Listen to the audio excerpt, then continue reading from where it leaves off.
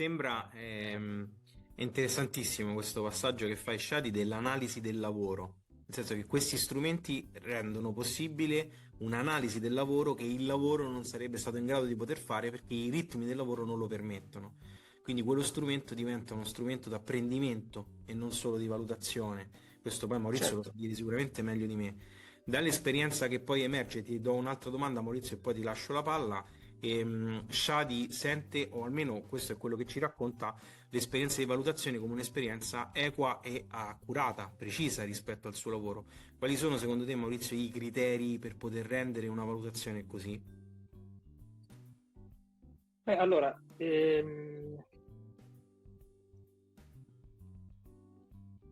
più che di criteri parlerei, mi aggancerei dall'essere di chi valuta all'essere di chi riceve, all'essere delle tue persone. Nel senso che se abbiamo le checklist, se abbiamo il diario, se abbiamo la valutazione finale e delle buone predisposizioni, dei buoni atteggiamenti delle due parti, cioè la parte datoriale e la parte stagista, la parte allievo, allora tutta questa strumentazione riceve un valore che può anche moltiplicare gli effetti della strumentazione in sé. Cioè, se io do una checklist a un ragazzo che è insicuro, si dice che non va bene, l'errore per lui è un'esperienza negativa, pensa di non essere portato, tu puoi avere, come dire, i migliori strumenti che fanno cilecca, nel senso che puoi avere gli strumenti, le procedure più sofisticate, ma potrebbero non funzionare, perché il terreno in cui agiscono non è un terreno favorevole. È anche vero che, e questo diciamo è la forza della valutazione formativa, cioè di rendere la valutazione un'esperienza di apprendimento, che se c'è un atteggiamento positivo da parte del valutatore, ad esempio sull'errore, l'errore non segnala il fatto che tu non vai bene, l'errore segnala il fatto che quel pezzettino di lavorazione, ad esempio legato ai tempi, non è stato gestito bene e che tu ovviamente insomma puoi fare dei miglioramenti. Quindi questo diciamo come premessa. C'è un altro passaggio molto significativo che fa Shadi, è che dice quando tu esci da scuola hai delle teorie, ok? Hai delle rappresentazioni dei concetti, delle idee e poi diciamo quando arrivi nell'ambiente lavorativo tutto questo si deve tradurre in risultati, lavorazioni, tempi, gestire la pressione del cliente, eccetera. Quindi il solito passaggio che non è mai scontato dalla teoria alla pratica. Credo che un elemento importante da quello che ci sta dicendo Shadi sia stato la possibilità di avere questi binari che noi abbiamo chiamato checklist, no? Di avere questi punti di riferimento. Una cosa del tipo stiamo parlando di questo, controlla sempre che. Cioè qualcosa che ti guida passo dopo passo e ti dà dei punti di riferimento che ti permettono di non perderti. Allora, questa cosa potrebbe, diciamo, essere molto formativa perché se le checklist, come suppongo quelle che ha utilizzato Shadi, sono costruite bene, questa relazione con la macchina, passo dopo passo, la questione dei tempi, e permettono di fare questo passaggio dalla teoria alla pratica, cioè ti dicono tu il processo di produzione di un artefatto grafico te l'hai rimmaginato così, ma in realtà poi è necessario ripensarlo in questi termini qui. Questo non significa che tu stai buttando il bambino con tutta l'acqua sporca, cioè la teoria e la pratica, significa che lo stage ti permette di integrare quello che tu hai imparato a scuola perché te ne rendi conto, cioè perché davvero poi ti dice ah ma allora questa cosa si fa così, ah ma allora io questa cosa l'avevo capita in un modo, in realtà è necessario farlo in un altro modo, ma io questa macchina, il comando, il menu Se, di questo se programma l'avevo posso, immaginato così, prego Shadi, sì. se posso, infatti, una cosa, un esempio, vabbè, questo è un aneddoto. Io ho un professore che ogni volta parlo, diciamo, tra virgolette, anche in termini tecnico. Quando sviluppavo i file non inserivo mai segni di taglio, quindi quando dovevo andare a, diciamo, a creare il file per la stampa non mettevo mai questa cosa. Il giorno che io sono andato al lavoro e non ho messo i segni di taglio perché era una cosa di cui venivo sempre rimproverato, mi sono reso conto perché poi effettivamente venivo sempre, diciamo, tra virgolette, ripreso per questa cosa. Infatti io mi sono trovato sto foglio che non sapevo proprio come tagliarlo, perché non l'avevo mai tagliato, quindi mi sono ritrovato lì e ho detto no, mo come faccio? Allora lì ho ragionato sul fatto del perché venivo sempre ripreso su questa cosa qua.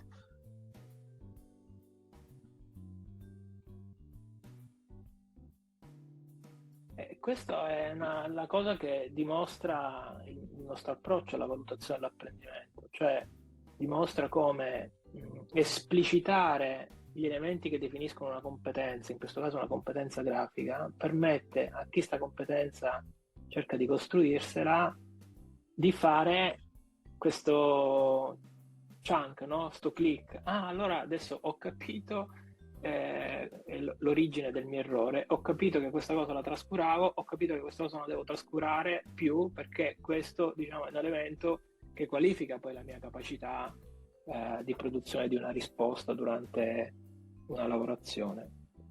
Quindi, insomma, questo mi fa pensare che strumenti che in qualche modo, come le checklist, come i diari, come criteri, il fatto di dare comunque dei riscontri anche critici, siano potentissimi per andare poi ad affinare le proprie capacità e sostenere il percorso di apprendimento. Credo che proprio il messaggio che viene fuori da questa esperienza è rendere le cose quanto più esplicite possibili e far passare la conoscenza lavorativa di un esperto, in questo caso di un tutor, nelle mani e nella testa di chi invece il mestiere lo sta apprendendo e che è nelle fasi iniziali del suo percorso. Infatti, Maurizio, adesso dico quello che è l'equivalente ormai di una parolaccia, quindi perdonatemi, questa di fatto è metacognizione, cioè parolaccia nel senso, diciamo, più scientifico del termine. Questa è ciò che noi chiamiamo metacognizione, cioè quello che ci ha descritto prima Shadi non è nient'altro che il processo, diciamo, di portarsi dentro, nel senso quasi letterale del termine, quel tipo di strumento che prima era esterno e anche le vicende intorno, perché quello che ci hai raccontato tu sul tuo professore che ti diceva ricordati della procedura del taglio del file, ricordati, e in quel momento, cioè non è che hai sentito la vocina dall'esterno, ma è qualcosa che ti è arrivato da dentro. Quindi questo significa, riassumendo un po' il messaggio, che tutte queste attività di valutazione, forse magari sarebbe anche meglio dirlo in maniera esplicita, non servono solo per passare un messaggio da un esterno verso l'interno, ma lo scopo è anche quello a un certo punto di installarle dentro, cioè di fare in modo che uno poi se le porti dietro, come è successo a te, anche se non c'è una richiesta esterna per farlo, ma a un certo punto tu diventi autonomo, veramente autonomo, proprio perché sei te che a un certo punto fai comparire su richiesta una parte di quella checklist o una parte delle vicende collegate alla checklist, perché noi funzioniamo anche così, magari la checklist te la sei dimenticata, però quell'evento che ha portato il tuo docente a ripeterti con una certa frequenza, immagino anche a volte con dei toni un po' più accesi, ipotizzo, te lo sei conservato dentro e poi a un certo punto riparte. E quindi è importante anche questo da sottolineare, che non è che si valuta solo per quel momento lì, ma è una sorta di investimento per il futuro che consente a persone come te poi di diventare effettivamente autonomi nel momento in cui serve, cioè quando fai l'esperienza lavorativa, insomma. Metacognizione dico per una parolaccia perché ormai è utilizzata in 300 modi diversi e ha perso un po' di significato, però questo dovrebbe essere il significato originario, no, Maurizio? Sì, sì, no, interessante. Shadi, scusa, toglimi una curiosità, ma che cos'è sto taglio del file tecnicamente? Cioè, sono troppo curioso, me la devi svelare questa cosa qui. Allora, faccio un esempio, diciamo, pratico, ma cerco di essere cerco di spiegarlo nel migliore dei modi. Guarda, facciamo Allora, uno scambio. Tu ci spieghi questo, noi ti spieghiamo la metacognizione, va bene? Va Scambio benissimo, equo. va benissimo, scambio accettato. Allora, non so, allora, voi sapete, diciamo, più o meno un A4, ok? Un foglio A4, ok? Foglio A4 misura 210 mm per 297 mm. Quindi, Ok. diciamo, arrotondiamo a 20 cm per 30 cm, diciamo così, arrotondiamo. Se io devo prendere poi effettivamente un libro da stampare su un formato più piccolo, quindi su un A5, che è esattamente la metà dell'A4, per fare meno passaggi in macchina, io devo cercare di fare appunto una plancia, quindi devo mettere più ripetute del foglio, ok? Quindi supponiamo un libro di 10 pagine, devo stampare un libro di 10 pagine. Libro di 10 pagine, io devo distribuirlo su un foglio che mi occupi meno fogli possibili. Mi spiego meglio, faccio meno passaggi in macchina, cioè è più conveniente fare 10 passaggi in macchina, quindi ripetere lo stesso foglio, la stessa pagina, scusate, 2 volte sullo stesso foglio, che poi appunto andrà tagliata, per questo parto da questo discorso, che stampare il foglio già pronto. Quindi devo stampare 2 copie di un libro di 10 pagine? Ok, io prendo la pagina che mi serve, la ripeto 2 volte su un foglio, quindi me la implancio, faccio una plancia in cui c'è la stessa pagina più volte su un foglio, però il foglio deve essere ovviamente più grande, ripeto, del formato finito, quindi senza i segni di taglio, io dove vado a tagliare una volta che il foglio non c'ha i margini, non c'ha niente? Se Quindi il foglio è diciamo una 4, per noi boomer, scusami, almeno io mi considero un boomer, Maurizio lo sei per questioni anagrafiche, Alessio è decisamente più giovane. Ad esempio su Canva, facciamo un po' di pubblicità, ti consente effettivamente di esportare... Lo sai come... No, hai detto Canva un grafico. Canva un grafico non Canva si no, dice, non Canva si no. dice. Dai, sei un boomer, Vai dovete su capirvi. Adobe, per Però cortesia, a un vai su certo punto Pro, ricordo c'è una cose più funzione di export professionalmente. di un PDF in cui ti mette effettivamente dei segni, no? Esatto, Dagli sono proprio quelli, angoli. i E mi sono crocini di sempre taglio. chiesto, ma che è sta roba? Allora, Esatto. esatto.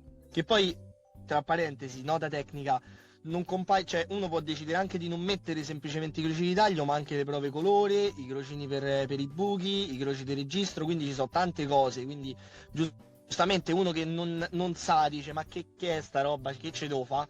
Proprio detto in maniera terra proprio. Francesco, Quindi sai cosa sono? Quando noi riceviamo le bozze dei libri o degli articoli che Esatto. stiamo per pubblicare, so quella roba lì, Sì. no? Che quando esatto, noi quei riceviamo le prime quadratini in alto bozze, col colore. Esatto. Ci sono i quadratini in esatto, alto sì. col colore. Sì, sono proprio quelli. Oppure diciamo le angolature, questi tagli che definiscono poi lo Sembrano spazio dei di bersagli, margine. ogni tanto sembrano dei bersagli. Esatto, E c'hanno il bersagli. crocino come il bersaglio. Sì, assolutamente, sono proprio quelli. Ah, è bello sentire parlare Shadi, soprattutto immaginando i ragazzi che poi a scuola si beccano le cazziate perché non li mettono, se li dimenticano. Adesso invece come l'Ave Maria, come almeno una volta si sapeva l'Ave Maria. Alessio, noi Assolutamente sì. abbiamo promesso uno scambio equo con Shadi, no? Lui Sì, ci ha spiegato bravo. e tra l'altro da autori ci ha rivelato una cosa che noi abbiamo sempre subito passivamente. Se vuoi Shadi, se mi dai un'email io ti mando le bozze dei libri e degli articoli che abbiamo scritto così Va benissimo. e quindi diventa, diciamo, il nostro marchio di fabbrica. No, allora, Shadi cosa ha fatto spiegandoci la questione dei tagli? Ha fatto metacognizione, Francesco. Perché? Da un lato ci ha detto la procedura corretta da seguire, ma dall'altro ci ha detto quando, come e perché porre attenzione su certi punti affinché la lavorazione fosse fatta a regola d'arte. Quindi, diciamo, la metacognizione Shadi è come se fosse un doppio livello di pensiero.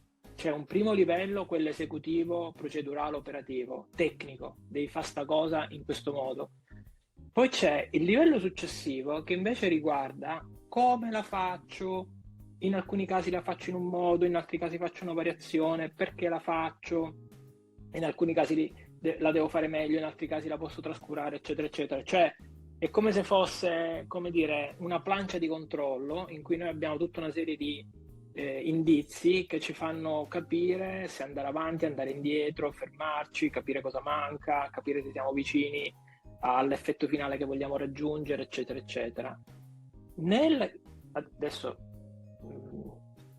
nel senso che io, come dire, per spiegare il concetto di metacognizione ti ho fatto semplicemente una domanda, un po' simpaticamente, ti ho detto, senti, ma mi spieghi questa cosa dettagli? Allora, Shadi cosa ha fatto? Ha dovuto richiamare il primo livello di conoscenza, la procedura, l'esecuzione, come si opera.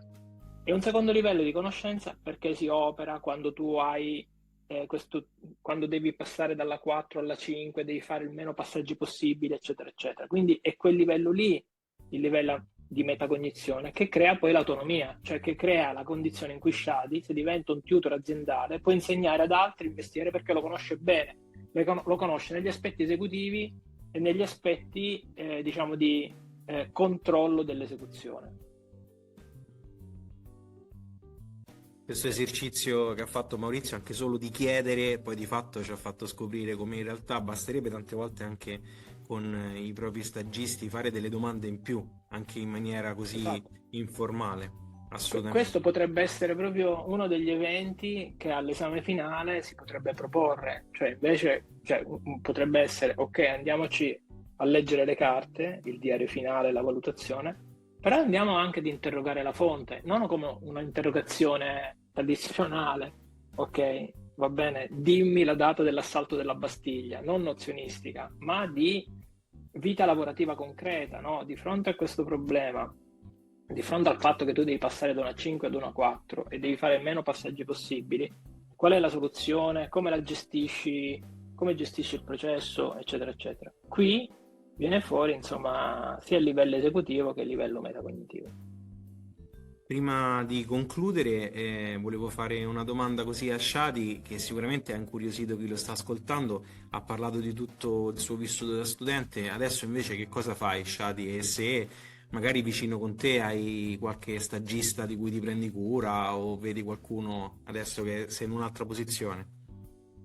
Allora, io attualmente adesso contratto fisso, quindi sto in un'azienda appunto che si occupa di grafica, stampa grande formato, qualche cosina di editoria anche e quindi adesso sto facendo tutto un percorso che mi porterà poi a diventare, se le cose vanno bene ovviamente, se io continuo ad avere diciamo la stessa motivazione e la passione che ho nel fare questo lavoro, mi porterà a diventare responsabile del laboratorio, del posto in cui sto lavorando attualmente.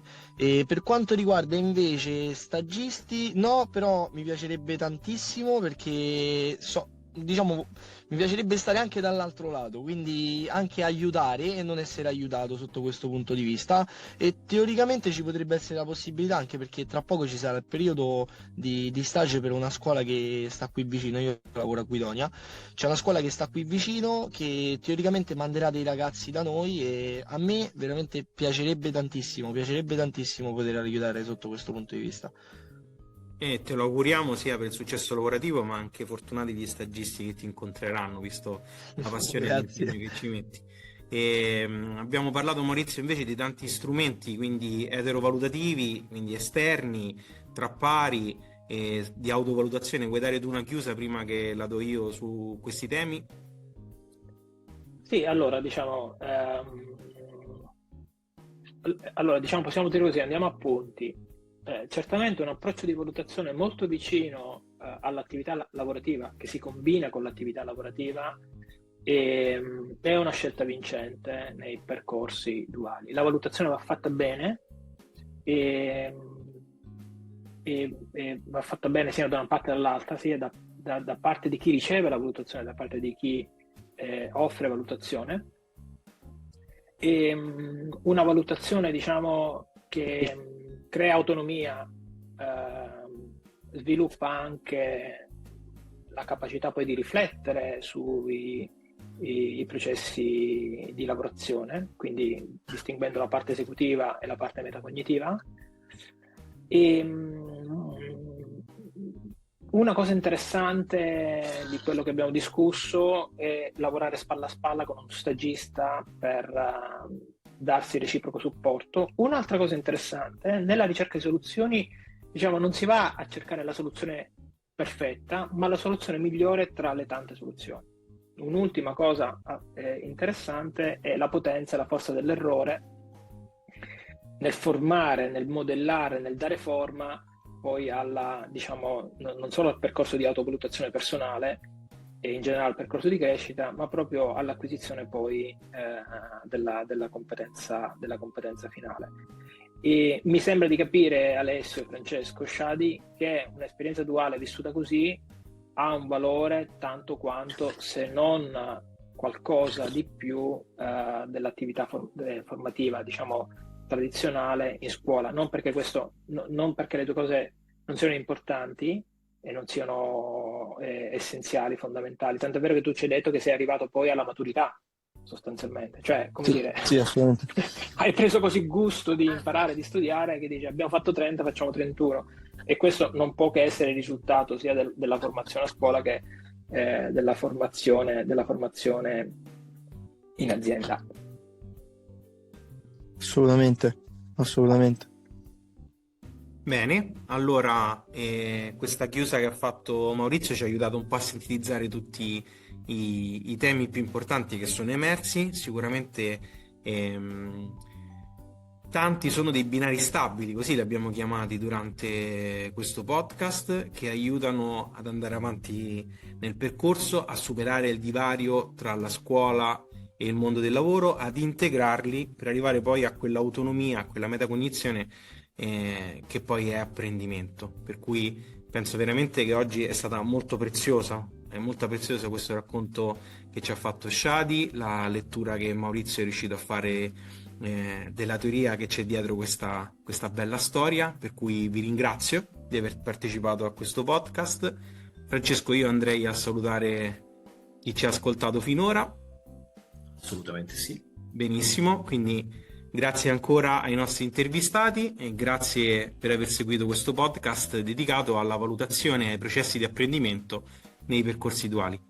Per saperne di più sugli altri contenuti formativi del percorso, visitate il nostro sito web del progetto Future Skills for Trainer all'indirizzo www.futureskillsfortrainers.eu. Grazie e arrivederci.